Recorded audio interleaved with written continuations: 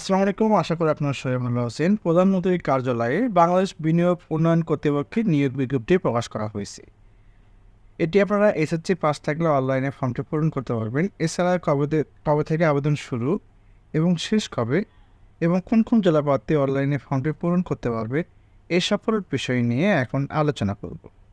Video শুরু করার আগে আপনাদের কাছে ছোট্ট একটা রিকোয়েস্ট থাকবে, যারা আমার চ্যানেল নতুন আছেন অবশ্যই আমার চ্যানেলটিকে সাবস্ক্রাইব করে নেবেন। এছাড়া এ ধরনের সরকারি এবং বেসরকারি চাকরির নিয়োগ বিজ্ঞপ্তি ভিডিও নোটিফিকেশন সবার আগে পেতে আমার চ্যানেলের বেল আইকন বাটনটি ক্লিক করে রাখবেন এবং ফেসবুক পেজ থেকে দেখে থাকলে অবশ্যই আমার পেজটিকে ফলো করে রাখবেন।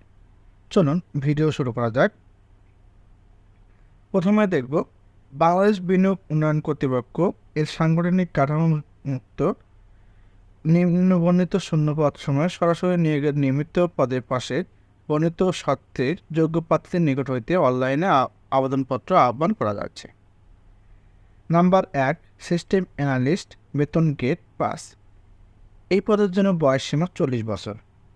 পদ সংখ্যা 1, এটি যে কোনো সরকারের কম্পিউটার পার্সোনাল নিয়োগ বিধিমালা 2019 অনুযায়ী যে কোনো বিশ্ববিদ্যালয় হইতে computer science and engineering, electrical and electronics engineering, information and communication technology সংশ্লিষ্ট বিষয়ে ন্যূনতম দ্বিতীয় শ্রেণী বা সমানের সিজিপিতে স্নাতক বা সমান ডিগ্রি থাকতে হবে। এছাড়া কোনো সরকারি স্বায়ত্তশাসিত, আধা স্বায়ত্তশাসিত সংবিধিবদ্ধ প্রতিষ্ঠানের সহকারী system analyst, programmer, computer operation supervisor হিসেবে ন্যূনতম 3 বছরের বাস্তব অভিজ্ঞতা থাকতে হবে। নাম্বার 2, প্রোগ্রামার, বেতন গেট 6। এই পদের বয়সসীমা 35 বছর। এই পদের পদ সংখ্যা 1, যে কোনো শিক্ষিত বিশ্ববিদ্যালয় হইতে computer science and engineering, electrical and electronics engineering, information and communication technology সংশ্লিষ্ট বিষয়ে ন্যূনতম তৃতীয় শ্রেণী বা সমানের সিজিপিএ সহ 4 বছর মেয়াদী স্নাতক বা সমানের ডিগ্রি থাকতে হবে। কোনো সরকারি স্বায়ত্তশাসিত, আধা স্বায়ত্তশাসিত সংবিধিবদ্ধ প্রতিষ্ঠানে সিনিয়র কম্পিউটার অপারেটর, সহকারী প্রোগ্রামার, সহকারী রক্ষণাবেক্ষণ প্রকৌশলী হিসেবে ন্যূনতম 4 বছরের চাকরি অভিজ্ঞতা থাকতে হবে। নাম্বার 3, বেতন গেট 9, সহকারী পরিচালক, বেতন গেট 9। এই পদের বয়সসীমা 30 বছর। এই পদের পদ সংখ্যা 5, যে কোনো বিশ্ববিদ্যালয় হইতে ন্যূনতম তৃতীয় শ্রেণী বা সমমানের সিজিপিতে স্নাতক সম্মান ডিগ্রি অথবা ন্যূনতম দ্বিতীয় শ্রেণী বা সমমানের সিজিপিতে স্নাতকোত্তর ডিগ্রি থাকতে হবে। এমএস অফিস পরিচালনার দক্ষতা এবং শিক্ষা জীবনের কোনো স্তরে একাধিক তৃতীয় শ্রেণী বা বিভাগ বা সমানের সিজিপিএ বা জিপিএ গ্রহণযোগ্য নয়। নাম্বার 4, হিসাব রক্ষণ কর্মকর্তা, বেতন গেট 9। এই পদে বয়সসীমা 30 বছর। পদ সংখ্যা 1, যে কোনো বিশ্ববিদ্যালয় হইতে বাণিজ্যের যে কোনো বিষয়ে দ্বিতীয় শ্রেণী বা সমানের সিজিপিতে স্নাতক সম্মান ডিগ্রি অথবা ন্যূনতম দ্বিতীয় শ্রেণী বা সমানের সিজিপিতে স্নাতকোত্তর ডিগ্রি থাকতে হবে। এমএস অফিস পরিচালনার দক্ষতা এবং শিক্ষা জীবনের কোনো স্তরে একাধিক তৃতীয় শ্রেণী বা বিভাগ বা সমানের সিজিপি বা জিপিএ গ্রহণযোগ্য নয়। নাম্বার 5, জনসংযোগ কর্মকর্তা, বেতন গেট 9। এই পদের বয়সসীমা 30 বছর। এই পদের পদ সংখ্যা 1, যে কোনো স্বীকৃত বিশ্ববিদ্যালয় হইতে পাবলিক রিলেশন, গণযোগাযোগ ও সাংবাদিকতা, আন্তর্জাতিক সম্পর্ক বা ইংরেজি বিষয়ে ন্যূনতম দ্বিতীয় শ্রেণী বা সমানের সিজিপিতে স্নাতক সম্মান ডিগ্রি অথবা ন্যূনতম দ্বিতীয় শ্রেণী বা সমানের সিজিপিতে স্নাতকোত্তর ডিগ্রি থাকতে হবে। এমএস অফিস পরিচালনা দক্ষতা এবং শিক্ষা জীবনের কোনো স্তরে একাধিক তৃতীয় শ্রেণী গ্রহণযোগ্য নয়। নাম্বার 6, সহকারী প্রোগ্রামার, বেতন গেট 9।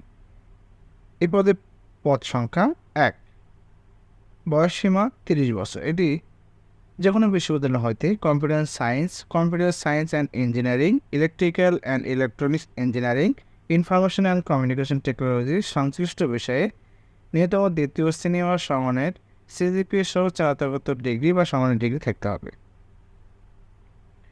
নাম্বার 7, ফোরম্যান, অটোমোবাইল, বেতন গেট 10।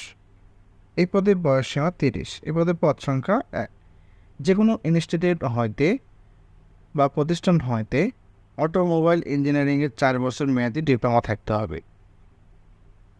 এমএস অফিস পরিচালনার দক্ষতা এবং শিক্ষা জীবনে কোনো স্তরে একাধিক তৃতীয় শ্রেণী বা বিভাগ বা সমানের সিজিপি গ্রহণযোগ্য নয়। নাম্বার 8, মেইনটেন্স সহকারী, বেতন গ্রেড 12। এই পদে বয়সসীমা 30। এই পদের পদ সংখ্যা 1, যে কোনো স্বীকৃত ইনস্টিটিউট বা স্বীকৃত প্রতিষ্ঠান হতে কম্পিউটার ইঞ্জিনিয়ারিং বিষয়ে ন্যূনতম দ্বিতীয় শ্রেণী বা সমানের সিজিপিতে ডিপ্লোমা ডিগ্রি থাকতে হবে। কম্পিউটার হার্ডওয়্যার সফটওয়্যার পরিচালনার দক্ষতা এবং শিক্ষা জীবনের কোনো স্তরে একাধিক তৃতীয় শ্রেণী বা সিজিপিএ গ্রহণযোগ্য নয়। নাম্বার 9, লাইব্রেরিয়ান, বেতন গ্রেড 12। এই পদের পদ সংখ্যা 1, যে কোনো স্বীকৃত বিশ্ববিদ্যালয় হইতে গ্রন্থাগার বিজ্ঞান বিষয়ে দ্বিতীয় শ্রেণী বা সমানের সিজিপিতে স্নাতক ডিগ্রি থাকতে হবে। এমএস অফিস পরিচালনার দক্ষতা এছাড়াও শিক্ষা জীবনে কোনো স্তরে তৃতীয় শ্রেণী বা সিজিপিএ বা জিপিএ গ্রহণযোগ্য নয়। নাম্বার 10, অডিটর, বেতন গ্রেড 13। এই পদের পদ সংখ্যা 1, যে কোনো বিশ্ববিদ্যালয় হইতে বাণিজ্য বিষয়ে ন্যূনতম দ্বিতীয় শ্রেণী বা সমানের সিজিপিতে স্নাতক ডিগ্রি থাকতে হবে। এমএস অফিস পরিচালনার দক্ষতা সহ শিক্ষা জীবনের কোনো স্তরে তৃতীয় শ্রেণী বা সিজিপি এবং জিপিএ গ্রহণযোগ্য নয়। নাম্বার 11, বিনিয়োগ সহকারী, বেতন গ্রেড 16। এই পদের পদ সংখ্যা 18।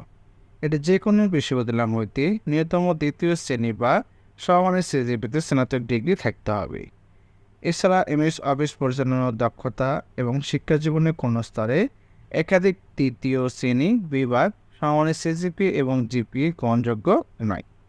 নাম্বার 12, অভ্যর্থনাকারী, বেতন গ্রেড 16। এই পদের পদ সংখ্যা 1, যে কোনো স্বীকৃত বিশ্ববিদ্যালয় হইতে দ্বিতীয় শ্রেণী বা সমানের সিজিপিতে স্নাতক ডিগ্রি থাকতে হবে। এমএস অফিস পরিচালনার দক্ষতা সহ শিক্ষা জীবনের কোনো স্তরে একাধিক তৃতীয় শ্রেণী বা সিজিপিএ জিপিএ গ্রহণযোগ্য নয়। নাম্বার 13, ফটোগ্রাফার, বেতন গ্রেড 16। এই পদের পদ সংখ্যা 1, যে কোনো বিশ্ববিদ্যালয় হইতে দ্বিতীয় শ্রেণী বা সমানের সিজিপিতে স্নাতক ডিগ্রি থাকতে হবে এবং যে কোনো স্বীকৃত প্রতিষ্ঠান হইতে ক্যামেরা পরিচালনা এবং ফটোগ্রাফিতে সনদ সহ কর্ম অভিজ্ঞতা থাকতে হবে এবং শিক্ষা জীবনে কোনো স্তরে একাধিক তৃতীয় শ্রেণী বা বিভাগ সমানের সিজিপিএ বা জিপিএতে গ্রহণযোগ্য নয়।